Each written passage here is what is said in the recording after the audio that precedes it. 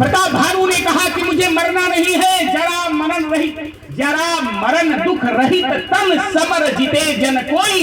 एक तनु से कहा बाबा हमें अजर अमर बना दो, मुझे मरना नहीं है, मुझे जरा न हो। क्या उसको वरदान मिला?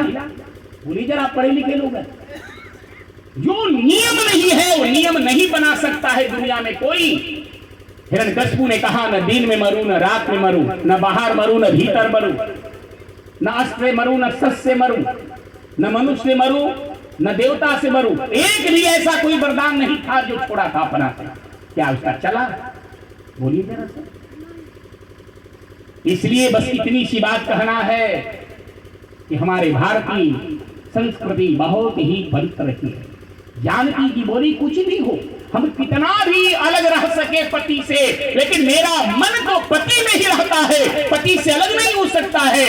लंका में रावण भले जानकी को रखा हो, लेकिन जानकी का मन कैद नहीं किया, तन को कैद किया है। और इसे गोस्वामी जी कहते हैं यही विधि कपट कुरंग संग धाई चले श्री राम, सो छवि सीता राखी उर रटती रहती हरि नाम। जानकी का मन राम के चरणों में है। इसलिए तो वाल्मीकि के आश्रम में जानकी रह करके भी कहती है, एक सखी बोली ना ना ना ना ना ना ना, तुम्हें तो राम से तलाक ले लेना चाहिए था। बोले क्यों? बोले राम जी बन गए तो तुम भी बन गई, तुम बन गई तो क्यों नहीं आए? यह मना सुन ली जग में, आ सिंधु कहीं और पानी कहीं बा। ये कौन सुख है? बोले यह मना सुन ली जग में, बोले सिंधु कहीं और पानी कहीं बा, अकंत कहीं ओ बसंत कहीं, ओ बसंत के रानी कोई कहीं बा। ये कौन सुख है? लेकिन कहती है जान के, रे मेरा सुख के बारे में जानना चाहते हो तो सुनो।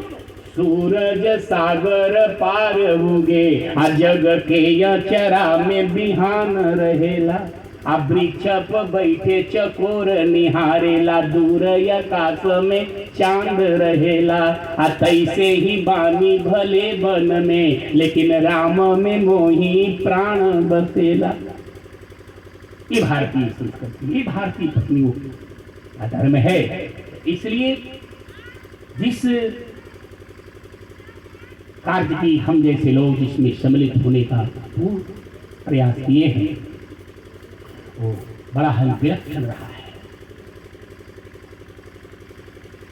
भागवत में हमसे किसी ने कहा कि जब वीरनगर में भागवत हो रही थी, इनके मन में भी उत्सुकता जगी थी कि हम भी कभी ऐसा संयोग लगेगा तो महाराज से कथा हम भी सुने। मन में अंतःकरण रही होगी। वो अच्छाई तो चिंतन में लाना ही चाहिए, पूरा हो या न हो ठाकुर जी पूरा करते हैं। संसार में चाहे जितना भी तुम्हें झंझावात सहना पड़े, चाहे जितना भी धर्माचरण में चाहे जितना कष्ट सहना पड़े, लेकिन ध्यान देना मेरे वसुंधरा पर बैठने वाले सभी लोग, धर्माचरण में कष्ट झेल कर भी धर्म को त्याग मत करना। और अधर्म में भले सुख मिलता हो तो ऐसे सुख को स्वीकार मत करना, क्योंकि अन्यायों का जो है सुख कुछ दिन के होता है, अन्यायों का धन कुछ दिन के लिए होता है। अन्यायोपारितम द्रव्यम 10 वर्षानि तिष्ठति। अन्याय से तुम जितना बढ़ोगे उसका बहुत कम समय मिलता है। इसलिए न्याय के बल पर आगे बढ़ो, अन्याय के बल पर नहीं, नीति के बल पर बढ़ो, अनीति के बल पर नहीं है? इसलिए कुंती से जिस समय भगवान कृष्ण विदा लेते समय द्वारिका जा रहे हैं तो बुआ से बोले, बुआ अब हमें जाने का समय हो गया। बोले कहां जाओ? भगवान ने कहा कुंती से कि बुआ तुम कुछ मांग लो। कुंती बोली क्या मांगो केशव, तूने तो सब कुछ दिया। सुख के माथे सिल पड़ो, ऐसा सुख किस काम का? कुंती कर रही है ऐसा सुख किस काम का जो सुख भगवान को याद ही करने का मौका मिला। आज लोग कहते हैं व्यापार बढ़ गया, व्यवहार बढ़ गया, परिवार बढ़ गया, का तो फुर्सत नहीं के बाबा, न कथा सुने के, न जो ध्यान के, न दर्शन, फुर्सत ही नहीं।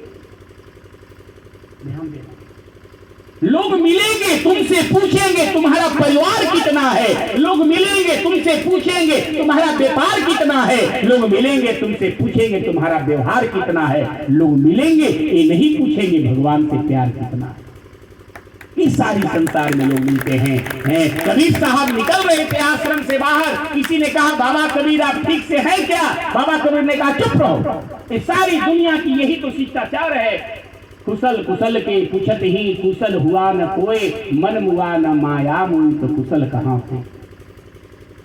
गोस्वामी जी कहते हैं कुशलता उसी को है, बोले ताही, हनुमान जी से कहते हैं भगवान, बोले ताही सदा शुभ कुशल निरंतर, असुर नर मुनि प्रसन्नता ऊपर, बोले सो विजयी विनयी गुण सागर, अजासु कृपा त्रैलोक उजागर, प्रभु की कृपा भयऊ सब काजू, जन्म हमार सुफल आजू। हनुमान जी कहते कुशलता तब तक जीव का है जब तक आपकी कृपा है, इसलिए उनकी कृपा के छाया में ही हम जैसे लोग जीवन को सुख में बना सकते हैं। बाकी संसार की कृपा जो होती है ना वो स्वार्थ बस होती है। कृपा तो संसार भी करता है, लेकिन अस्प्रभु दीन बंधु भरी, कारण रहित दयाल, भगवान बिना कारण की कृपा करते हैं। और संसार कृपा कब करता है? संसार पैसा कब देगा हो? कहीं कि टोपरा हुई तब, नहीं तो पैसवा देव, पैसवा डूब दे तब का करा, खेतवा देव नु, पैसवा ना देव तो खेतवा देव नु, ये संसार कृपा करेगा।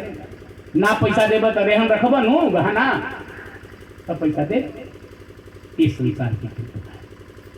लेकिन भगवान बिना कारण की कृपा करते हैं, इसलिए कृपा की अनुभव करना बहुत जरूरी है। और याद कर लेना, ते सकम मनुष्याणाम स एको मानव गंधर्वाणाम। वेद भगवान से पूछा गया कि संसार में सुखी कौन है, तो वेद से पूछा गया, वेद प्रमाणिक है।